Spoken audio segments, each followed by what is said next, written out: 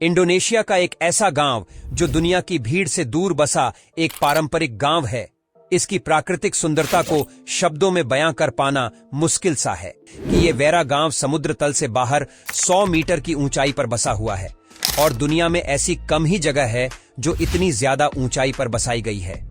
इसीलिए तो वेरा गांव को बादलों के ऊपर बसा हुआ गांव कहा जाता है।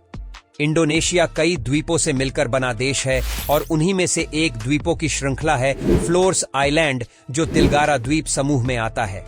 साल 2012 27 अगस्त को यूनेस्को द्वारा इस गांव को इसकी परंपरा के अनुसार टॉप अवार्ड से बैंकॉक में सम्मानित किया गया था। इस गांव की सबसे मुख्य विशेषता है इनके अनोखे घर, जिन्हें ये लोग माँ बाप कहते हैं। ये घर दिखने में शंखवाकार होते हैं, जैसे एक बड़ी सी टोपी जिसे बच्चे अपने जन्मदिन पर लगाते हैं। इन घरों की छत सीधा जमीन को छूती है। इन घरों को 5 भागों में बांटा गया है, जिसमें हर एक भाग अपने खास चीज के लिए है। जैसे कि पहला भाग, जिसे ये लोग टुरिया तंबू कहते हैं, यहाँ परिवार रहता है। दूसरे भाग को ये लोग कहते हैं, जहाँ खाना और दूसरे सामान रखे जाते हैं। तीसरे भाग को लैंटर कहा जाता है और ये हिस्सा अगली फसल के बीजों को रखने के लिए इस्तेमाल किया जाता है। चौथे भाग को लैंप पारे कहा जाता है, जिसे सूखे से बचने के लिए खाद्य पदार्थ रखने के लिए इस्तेमाल में लाया जाता है। और आखिरी में 5वां और घर का सबसे ऊपरी भाग आता है, जिसे हेल कांट कहा जाता है। ये लोग इस भाग को सबसे पवित्र मानते हैं और यहाँ अपने पूर्वजों को प्रसाद चढ़ाते हैं। इस गांव में केवल 7 घर हैं। इसके अलावा एक घर और है, जहां गांव के सभी लोग अपने त्योहार, समारोह और अनुष्ठान के लिए इकट्ठा होते हैं।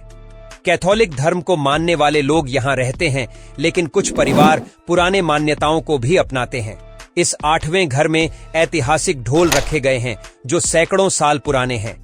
इस गांव के लोग पीने का पानी झरनों और पहाड़ों से उत्पन्न होने वाले पानी के रूप में करते हैं। इस वेरिएबल गांव में कुल मिलाकर 44 लोग रहते हैं, जिनकी मुख्य रूप से कृषि है, और ये लोग कॉफी, लौंग और चेरी उगाते हैं। इस गांव की महिलाएं इन कामों में पूरी तरह से सहयोग करती हैं। आज भी वेरिएबल गांव के लोग अपना जीवन पूर्वजों के सिद्धांतों पर जीने में यकीन रखते हैं। यहाँ आपको कोई भी मशीन, मोबाइल, इंटरनेट, सड़क और गाड़ी नहीं देखने को मिलेगी। आज भी ये लोग सैकड़ों साल पहले के तरीकों को अपनाते हुए प्रकृति के सहारे ही जीते हैं। गांव के लोग मक्का और कसावा खाना पसंद करते हैं।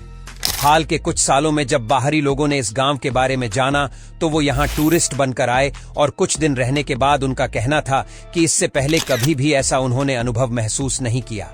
शांति और प्राकृतिक सुंदरता के एहसास इससे बेहतर कहीं और हो ही नहीं सकता। यहाँ के लोग काफी मिलनसार होते हैं और बाहर के लोगों को एक अलग दुनिया का एहसास करने में भी साथ देते हैं। अगर आप कभी इंडोनेशिया के सफर पर निकले तो इस वेरिएबल विलेज को विजिट करना ना भूलें। आपको ऐसी जगह, ऐसी परंपरा, ऐसे घर और ऐसे लोग पहले कभी देखने को नहीं मिले होंगे। आपको जानकर हैरानी होगी कि इस गांव में मुख्य रूप से केवल 7 घर हैं। वेबो गांव के सबसे नजदीक धेंगे विलेज आता है, जहां पैदल चलकर ही 4 से 5 घंटे में पहुंचा जा सकता है। वेबो पूरी तरह से मनोरम पहाड़ों और घने जंगलों से घिरा हुआ है। इस अविश्वसनीय गांव में उष्णकटिबंधीय जंगल और वनस्पति भरपूर मात्रा में मिलती है। इस गांव में मोबाइल के नेटवर्क भी नहीं आते और बिजली केवल शाम को 6 बजे से रात के 9 बजे तक आती है। इस गांव का निर्माण MP मारू ने 900 साल पहले अपनी पत्नी के साथ किया था और आज यहां उनकी 18वीं पीढ़ी के लोग रहते हैं। अगर आपने आज हमारी वीडियो में कुछ नया देखा, कुछ नया सीखा, तो इसे ज्यादा से ज्यादा लाइक, शेयर करें और चैनल को सब्सक्राइब कर बेल आइकन जरूर दबा दें।